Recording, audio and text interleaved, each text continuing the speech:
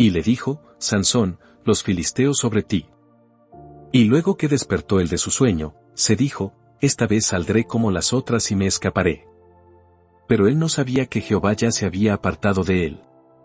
Mas los filisteos le echaron mano, y le sacaron los ojos, y le llevaron a Gaza, y le ataron con cadenas para que moliese en la cárcel. Jueces 16, 20, 21. En muchos sentidos Sansón es uno de los hombres más notables entre aquellos cuya historia quedó registrada en las páginas de la inspiración. Sansón gozó de un privilegio singular que solo le fue concedido a otra persona más en el Antiguo Testamento. Un ángel predijo a sus padres su nacimiento. Isaac fue prometido a Abraham y Sara por unos ángeles a quienes habían ofrecido hospitalidad sin percatarse del hecho, pero con la excepción de Isaac, Sansón fue el único cuyo nacimiento fue profetizado por un mensajero angélico antes de la inauguración de la dispensación evangélica. Fue dedicado a Dios antes de su nacimiento, siendo apartado como un nazareo. Ahora bien, un nazareo era una persona consagrada enteramente a Dios, y en señal de su consagración, se abstenía completamente del vino y dejaba crecer su cabello sin que le pasara navaja. Pueden entender, por tanto, que Sansón estaba enteramente consagrado a Dios, y quienes le veían dirían, aquel hombre es un varón de Dios, un nazareo, un consagrado. Dios dotó a Sansón con una fuerza sobrenatural, una fuerza que no podía haber sido jamás el resultado de un mero poder muscular. No era la simple constitución física de Sansón la que le hacía fuerte, no hería a los filisteos con el brazo o con el puño, era un milagro que moraba en su interior, una continua emanación de la omnipotencia de Dios la que le hacía más fuerte que miles de sus enemigos. Parece que Sansón descubrió muy pronto la gran fuerza que poseía, pues el Espíritu de Jehová comenzó a manifestarse en él en los campamentos de Dan. Sansón juzgó a Israel 30 años, y lo liberó gloriosamente. Cuán noble ser debe de haber sido. Mírenlo cuando se aparta un momento de sus padres para entrar en la viña.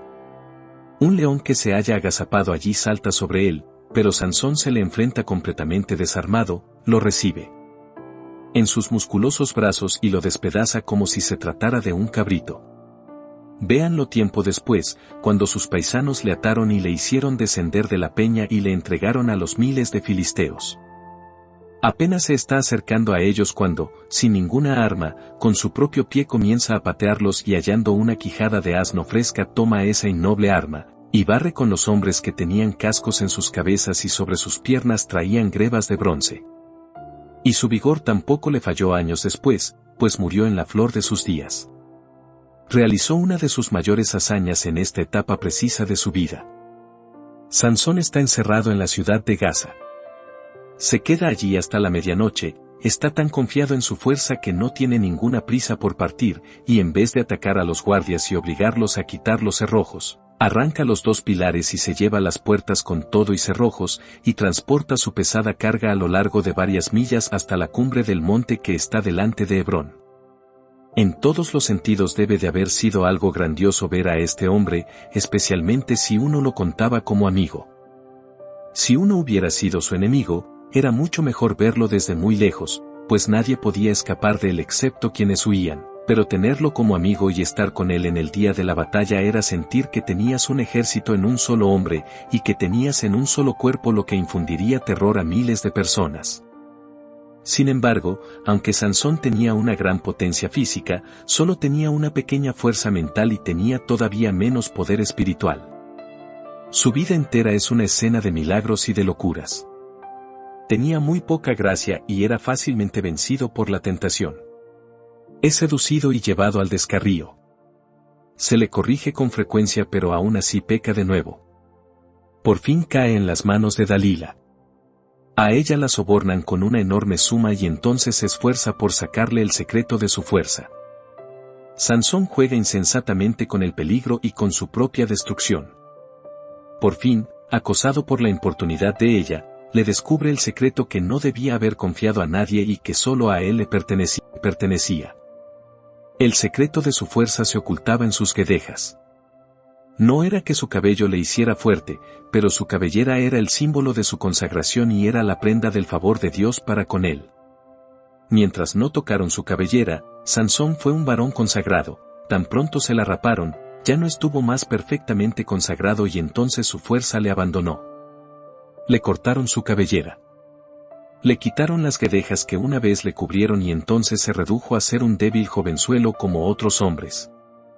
Ahora los filisteos comienzan a oprimirle y le sacan los ojos con un hierro candente. ¿Cómo han caído los valientes? ¿Cómo son atrapados los grandes en la red? Se ve a Sansón, el gran héroe de Israel, arrastrando sus pies cuando se encamina a Gaza. Dije que marcha arrastrando los pies porque acaba de quedarse ciego, que era algo nuevo para él, por lo que todavía no había aprendido a caminar tan bien como aquellos que habiendo sido ciegos durante años, aprenden por fin a poner firmemente su pie sobre la tierra. Atados sus pies con cadenas de bronce, un modo inusual de atar a un prisionero, pero adoptado en este caso porque se suponía que Sansón seguía siendo muy fuerte y que cualquier otro tipo de cadena sería insuficiente, se le ve caminando en medio de una pequeña escolta hacia Gaza. Y ahora llega a la propia ciudad de la cual había salido en todo su orgullo con las puertas y su cerrojo a cuestas, y los niñitos salen, y las clases bajas del pueblo le rodean y le señalan diciendo, Sansón, el gran héroe, ha caído. Divirtámonos con él. ¡Qué espectáculo! El ardiente sol cae sobre su cabeza desnuda que una vez estuvo protegida con aquellas exuberantes guedejas. Miren a la escolta que lo custodia, un simple puñado de hombres, como hubieran huido delante de él en sus días más brillantes, pero ahora hasta un niño podría vencerle. Lo llevan a un lugar donde un asno está moliendo en el molino y Sansón tiene que desempeñar esa misma innoble tarea. Vamos, él tiene que ser la diversión y la burla de todos los que pasan por ahí y de todo necio que entre para ver esa gran maravilla, el destructor de los filisteos reducido a trabajar en el molino. ¡Ah, qué caída tuvo lugar, hermanos míos! Bien podemos detenernos y llorar por el pobre ciego Sansón. Fue terrible que perdiera sus ojos, que perdiera su fuerza fue peor, pero que perdiera el favor de Dios por un tiempo y que se convirtiera en la diversión de los enemigos de Dios, fue lo peor de todo. Por esto podemos llorar en verdad. Ahora, ¿por qué he narrado esta historia? ¿Por qué querría dirigir su atención a Sansón? Por esta razón. Todo hijo de Dios es un hombre consagrado. Su consagración no está tipificada por ningún símbolo externo, no se nos ordena que dejemos crecer por siempre nuestro cabello, ni que nos abstengamos de carnes o bebidas. El cristiano es un hombre consagrado, pero sus semejantes no ven su consagración excepto en las obras externas que son su resultado. Y ahora quiero hablarles a ustedes, mis queridos amigos, como a hombres consagrados, como a nazareos, y creo que voy a encontrar una lección para ustedes en la historia de Sansón. Mi primer punto será la fuerza de los consagrados, pues ellos son varones fuertes, en segundo lugar, el secreto de su fuerza, en tercer lugar, el peligro al que están expuestos, y en cuarto lugar, la ignominia que recaerá sobre ellos si caen en este peligro. Primero, la fuerza del varón consagrado. ¿Saben ustedes que el hombre más fuerte en todo el mundo es un hombre consagrado? Aun si se pudiera consagrar a un objetivo equivocado, si fuera una completa consagración, tendría fuerza para el mal, pudiera ser, pero aún así, fuerza. En las antiguas guerras romanas contra Pirro, ustedes recordarán una antigua historia de abnegada entrega. Un oráculo había dicho que la victoria acompañaría a aquel ejército cuyo líder se entregara a la muerte. Decio, el cónsul romano, sabiendo esto, se apresuró a entrar en lo más denso de la batalla para que su ejército pudiera vencer por su muerte. Los prodigios de valor que realizó son pruebas del poder de la consagración. En aquel tiempo cada romano parecía ser un héroe porque cada hombre era un hombre consagrado. Iban a la batalla con este pensamiento, voy a vencer o morir, el nombre de Roma está escrito en mi corazón, estoy preparado a vivir por mi país, o a derramar mi sangre por él. Y ningún enemigo podía hacerles frente jamás. Si un romano caía, no había heridas en su espalda porque todas estaban en su pecho. Su rostro, aun en la fría muerte, era como el rostro de un león, y cuando se le miraba era de un terrible aspecto. Eran hombres consagrados a su país, tenían la ambición de hacer que el nombre de Roma fuera la palabra más noble del lenguaje humano y por consiguiente el romano se volvía un gigante. Y hasta este día basta que un hombre tenga un propósito en su interior, y no me importa cuál sea su propósito, y que su alma entera sea absorbida por él, y entonces, ¿qué no hará? Ustedes que tienen la visión que afirma, todas las cosas por turnos y nada por mucho tiempo, que no tienen nada por lo cual vivir, que son cadáveres sin alma que caminan en esta tierra y malgastan su aire, ¿qué pueden hacer? Pues nada. Pero el hombre que sabe a lo que está dedicado y que tiene su objetivo, se dirige velozmente a él como una flecha arrojada desde un arco por un arquero vigoroso. Nada puede apartarlo de su designio. Cuanto más cierto es esto si limito la descripción a lo que es peculiar del cristiano, la consagración a Dios. Oh, qué fuerza tiene el hombre que está dedicado a Dios. ¿Hay uno de esos varones aquí? Sé que lo hay. Yo sé que pudiera haber muchos que se han consagrado al Señor Dios de Israel en el secreto de su alcoba y que pueden decir en sus corazones: ha sido concluida, la gran transacción ha sido concluida, yo soy de mi Señor, y Él es mío.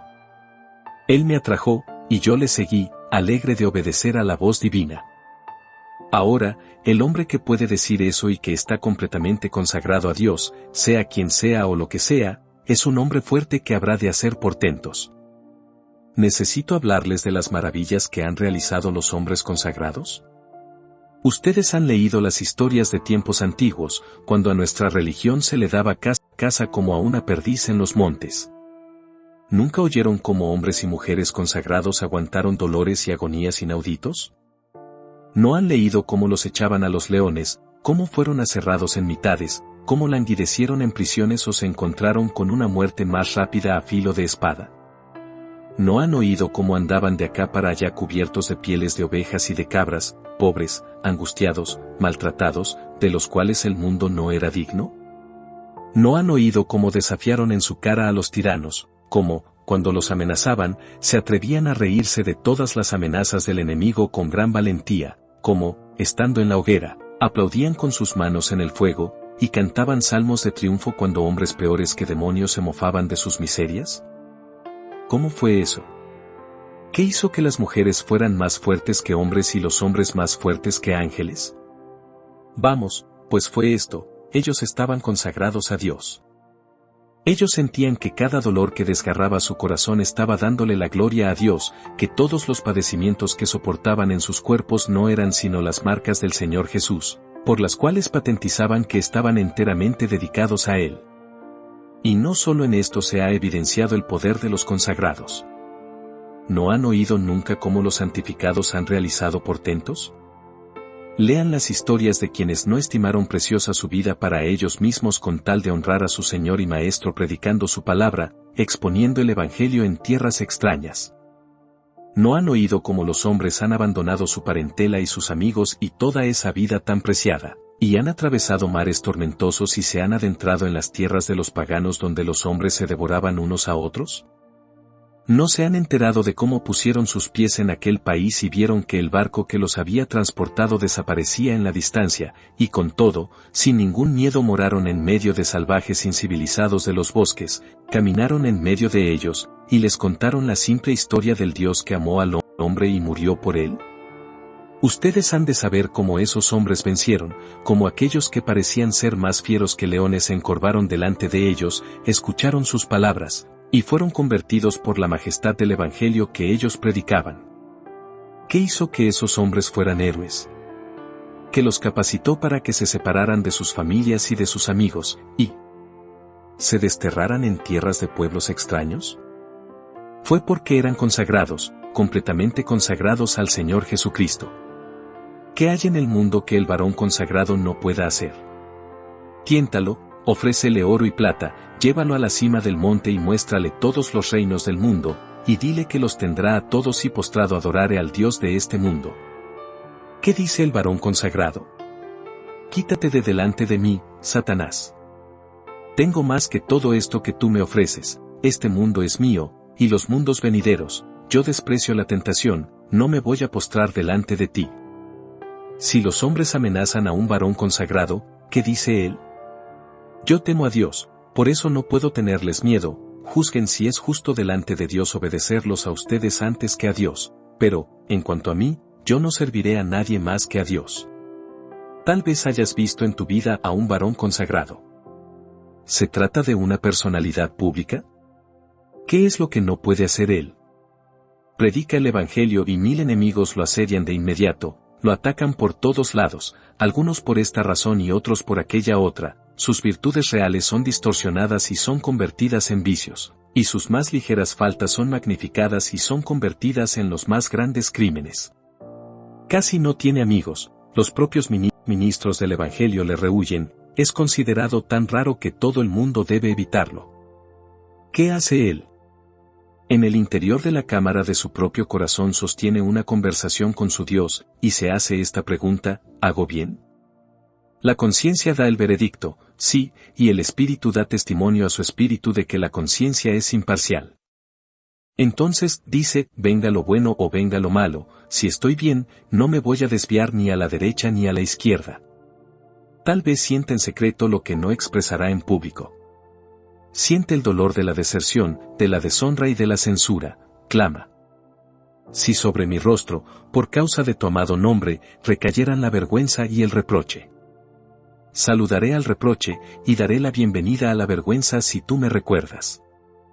En cuanto a su carácter público, nadie podría decir que le importan estas cosas, pues puede decir con Pablo, de ninguna cosa hago caso, ni estimo preciosa mi vida para mí mismo, con tal de ganar a Cristo y de que acabe mi carrera con gozo. ¿Qué no puede hacer un varón consagrado? Yo en verdad creo que si tuviera al mundo entero en su contra, demostraría ser más que un antagonista para todos ellos. Diría, 1 montón, 2 montones, con la quijada de un asno maté a 1000 hombres. No me importa cuán violento pueda ser su enemigo, ni cuán grande pudiera ser la ventaja que ese enemigo le sacara, aunque el león pudiera haberse agazapado para saltar, y pudiera estar saltando sobre él, lo desgarrará como si fuese un cabrito, pues es más que vencedor por medio de aquel que le amó.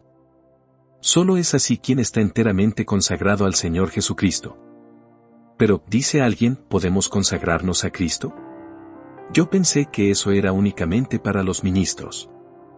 Oh, no, hermanos míos, todos los hijos de Dios deben ser seres consagrados. ¿A qué te dedicas? ¿Estás involucrado en negocios? Si eres lo que profesas ser, tu negocio tiene que estar consagrado a Dios. Tal vez no tengas ninguna familia, tal vez estés involucrado en el comercio y estés ahorrando cada año alguna suma considerable. Déjame contarte el ejemplo de un hombre que está completamente consagrado a Dios. Vive en Bristol, de nombre desconocido, un varón cuyos ingresos son sustanciales, ¿y qué hace con ellos? Trabaja en negocios continuamente para generar esos ingresos, pero de ellos, cada centavo, cada año, es gastado en la causa del Señor excepto lo que requiere para las cosas necesarias de la vida. Reduce sus necesidades al mínimo para disponer de más dinero para darlo. Él es un varón de Dios en su negocio. Yo no los exhorto a que hagan lo mismo. Pudieran encontrarse en una posición diferente, pero un hombre que tiene una familia y que está en los negocios debería ser capaz de decir, bien, yo gano tanto con mis negocios, tengo que proveer para mi familia pero no busco amasar riquezas. Voy a hacer dinero para Dios y voy a gastarlo en su causa. Cuando me uní a la iglesia, dije, todo lo que soy, y todo lo que tengo, será tuyo siempre. Todo lo que mi deber me pida dar lo entregarán alegremente mis manos. Y lo dije con toda la intención. No entiendo a algunas personas cristianas que cantan ese himno, pero luego reducen, aprietan y recortan cualquier cosa cuando se trata de dar para la causa de Dios. Si canto eso es porque tengo la intención de decirlo. No lo cantaría a menos que así fuera. Si me uno a la iglesia, entiendo que me doy yo mismo y todo lo que tengo a esa iglesia, no quisiera hacer una profesión mentirosa, no quisiera hacer una confesión de una consagración que no tuviera la intención de hacer. Si he dicho, yo soy de Cristo, por su gracia seré de Cristo. Hermanos, los que están en los negocios pueden estar tan consagrados a Cristo como el ministro en su púlpito, ustedes pueden convertir sus transacciones ordinarias de la vida en un solemne servicio a Dios. Muchos hombres han deshonrado una sotana, pero muchos otros han consagrado una bata de obrero, Muchos hombres han manchado los cojines de su púlpito, pero muchos otros han convertido la horma de zapatero en santidad al Señor.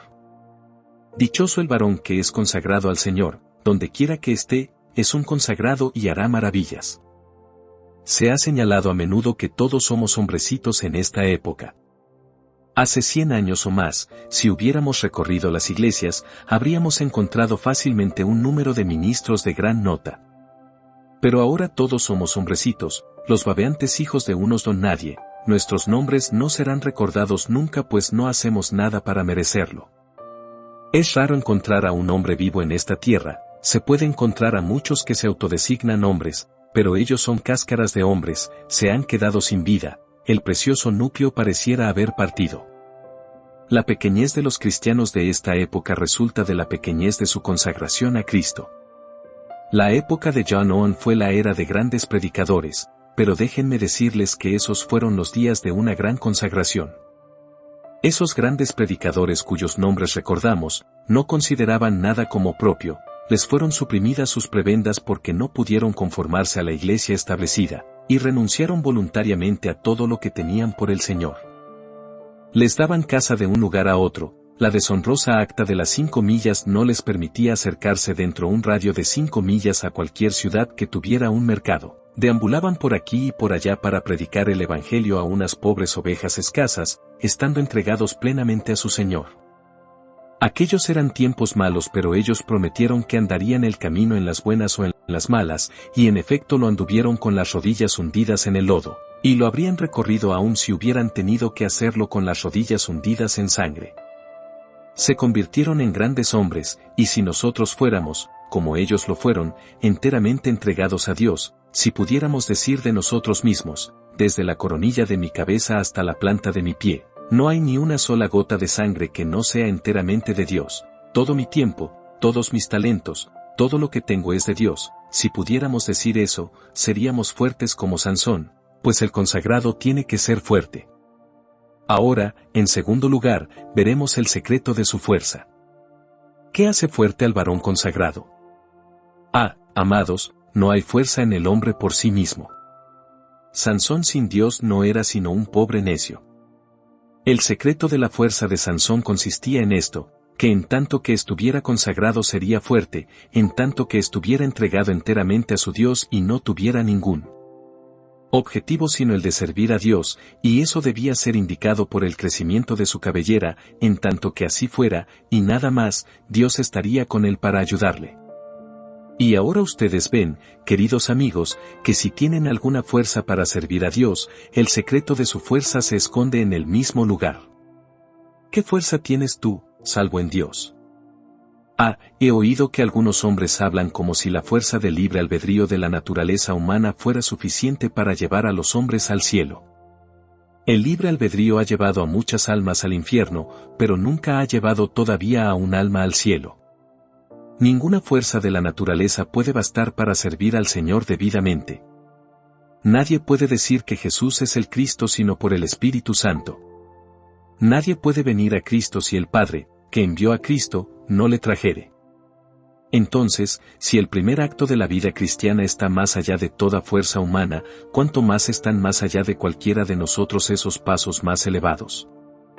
No expresamos una cierta verdad cuando decimos en las palabras de la Escritura, no que seamos competentes por nosotros mismos para pensar algo como de nosotros mismos, sino que nuestra competencia proviene de Dios. Yo pienso que cualquiera que realmente tenga un alma vivificada, tarde o temprano será conducido a sentir esto. Sí, yo cuestiono si un hombre puede ser convertido un día sin que descubra su propia debilidad.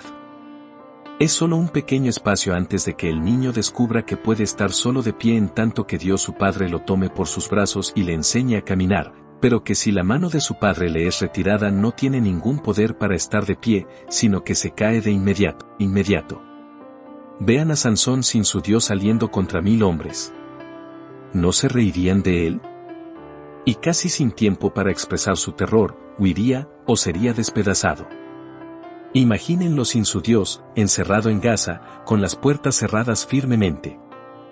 Él sale a las calles para escapar, pero ¿cómo puede encontrar una ruta de escape?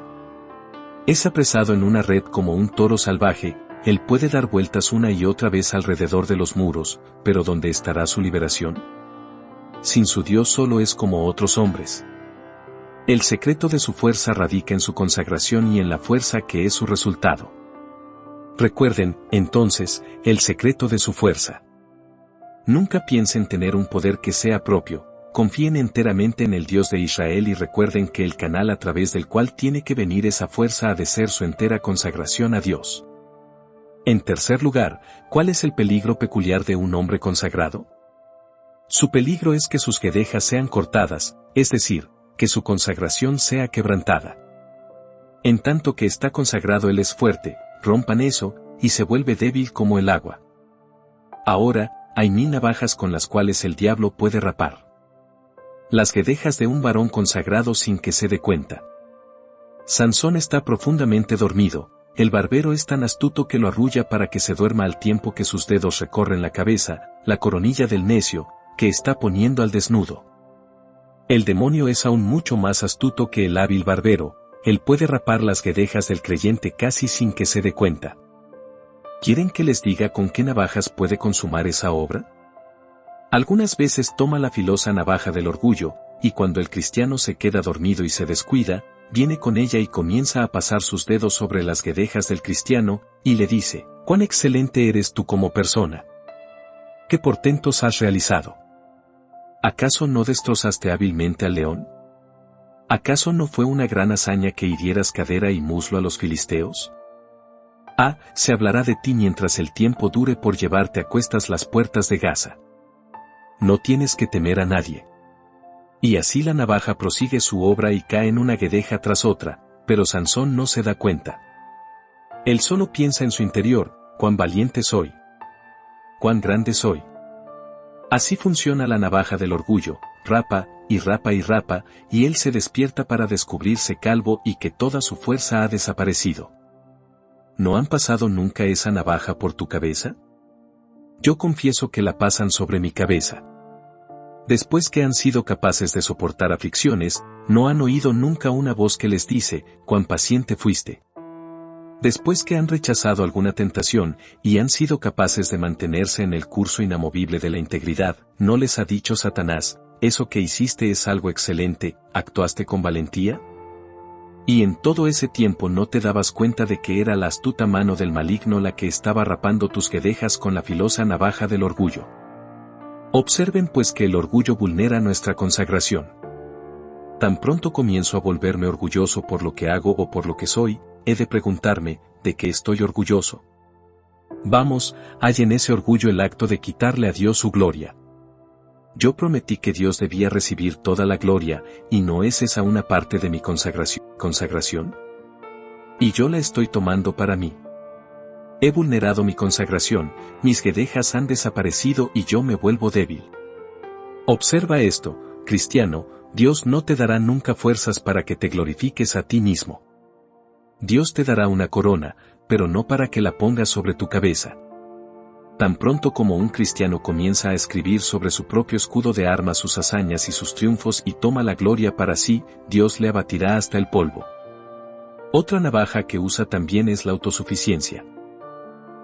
Dice el diablo al tiempo que rapa tus guedejas, has hecho muchísimo. Ves que te ataron con mimbres verdes y tú los hiciste pedazos, simplemente olieron el fuego y se rompieron. Entonces tomaron cuerdas nuevas para atarte, aún a ellas las venciste, pues tú hiciste pedazos las cuerdas como si se trataran de un hilo. Luego tejieron las 7 guedejas de tu cabeza, pero tú arrancaste la estaca del telar con la tela y te alejaste. Tú puedes hacer cualquier cosa, no tengas miedo, tú tienes la suficiente fuerza para hacer cualquier cosa, puedes realizar cualquier hazaña que te propongas. Cuán delicadamente el diablo hará todo eso, como flota la cabeza mientras la navaja se desliza suavemente sobre su superficie y las guedejas caen al suelo y él las pisa en el polvo. Tú has realizado todo esto, y puedes hacer cualquier otra cosa. Cada gota de gracia destila del cielo. Oh hermanos míos, ¿qué tenemos que no hayamos recibido? No debemos imaginar que nosotros podemos crear una fuerza con la cual ceñirnos. Todas mis fuentes están en ti. En el momento en que comenzamos a pensar que es nuestro propio brazo el que nos ha alcanzado la victoria, todo habrá concluido para nosotros, nuestras guedejas de la fuerza serán rapadas y la gloria se apartará de nosotros. Vean, entonces, que tanto la autosuficiencia como el orgullo pueden ser la navaja con la que el enemigo rapa nuestra fuerza. Hay todavía otro peligro aún más palpable.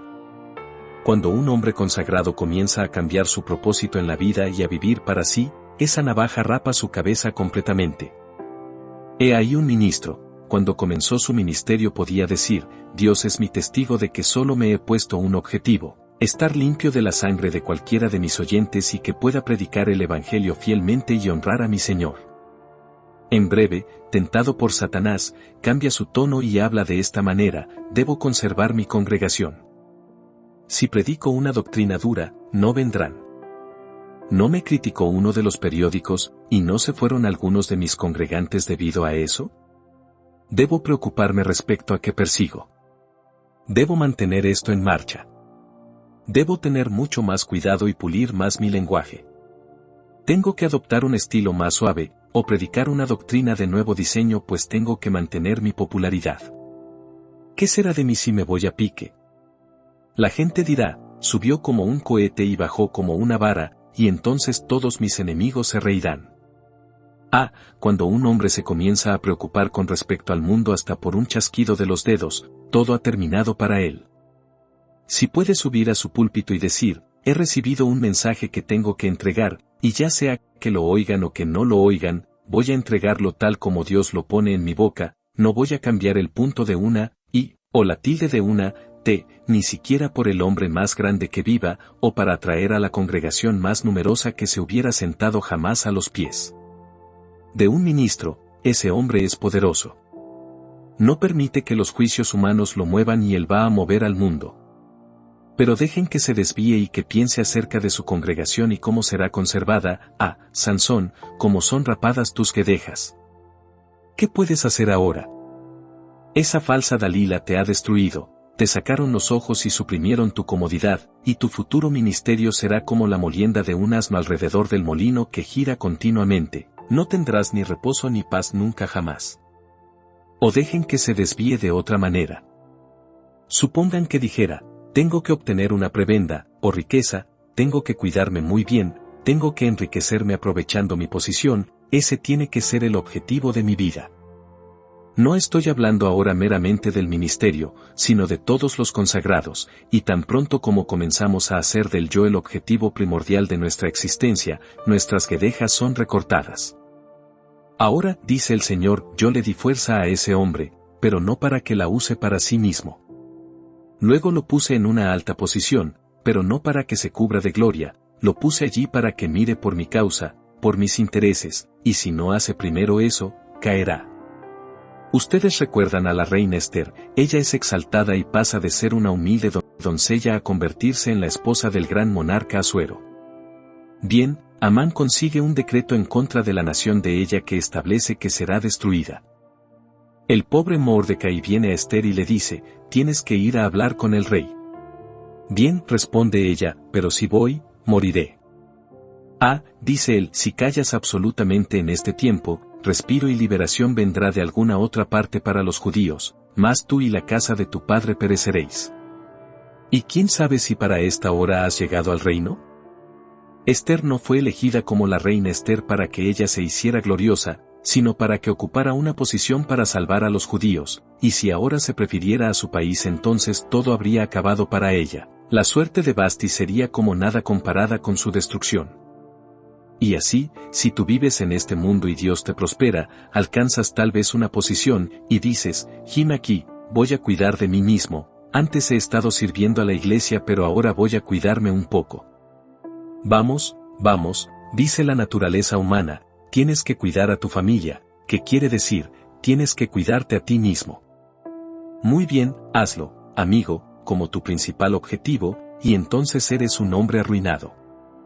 Buscad primeramente el reino de Dios y su justicia, y todas estas cosas os serán añadidas. Si tu ojo es bueno, todo tu cuerpo estará lleno de luz. Aunque pareciera que había suprimido la mitad de la luz por tener ese ojo bueno, con todo, tu cuerpo estará lleno de luz. Pero si comienzas a tener dos señores y a servir a dos objetivos, no servirás a ninguno, no prosperarás en este mundo, ni en el mundo venidero. Oh, cristiano, por sobre todas las cosas cuida tu consagración.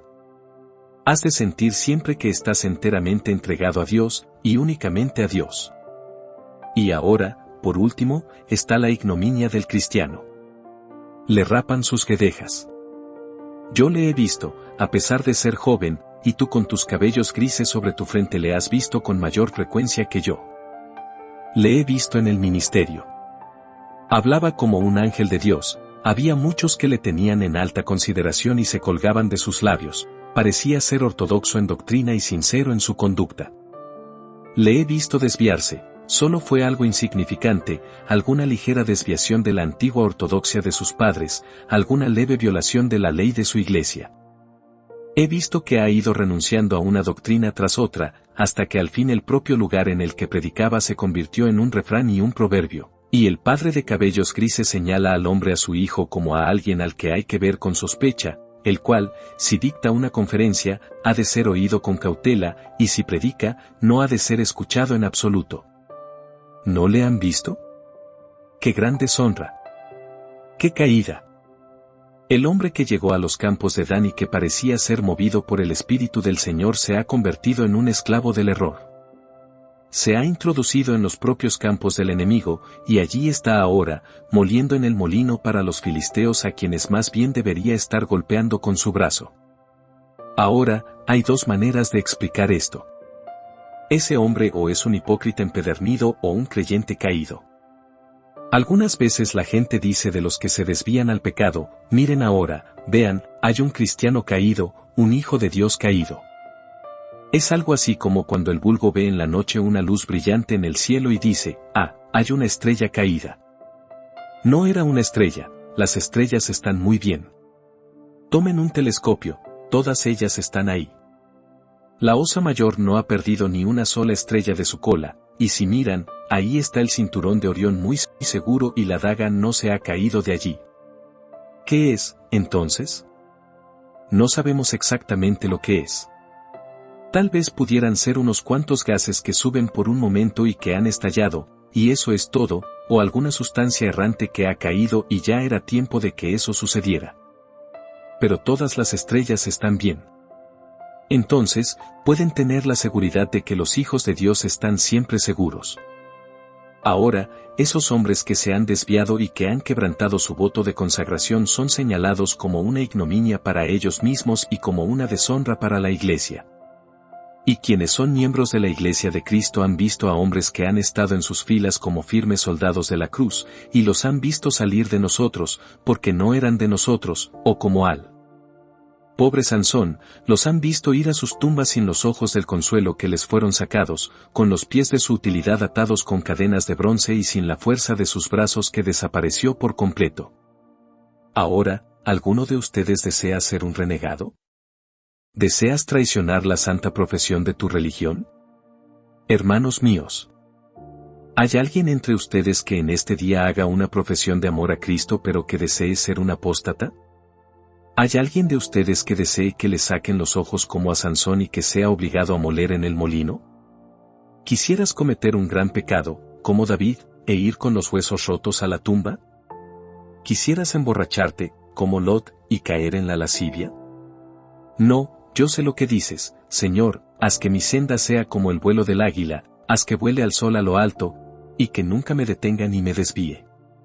Oh, dame gracia para servirte, como Caleb, con un corazón perfecto, y que desde el principio hasta el fin de mis días, mi senda sea como la luz de la aurora, que va en aumento hasta que el día es perfecto. Sí, yo sé cuál es tu deseo. Entonces, ¿cómo has de lograrlo? Considera muy bien tu consagración, ve que sea sincera, cuida de hacerla de corazón, y entonces mira al Espíritu Santo, después de que hayas mirado a tu consagración, y pídele que te dé tu gracia de cada día. Pues así como el maná caía día a día, así debes recibir tu alimento diario de lo alto. Y, recuerda que no es por ninguna gracia que tengas en ti, sino por la gracia que es en Cristo y que te tiene que ser dada cada hora que has de ser sostenido, y habiendo hecho todo, ser coronado al fin como alguien fiel que ha perseverado hasta el fin.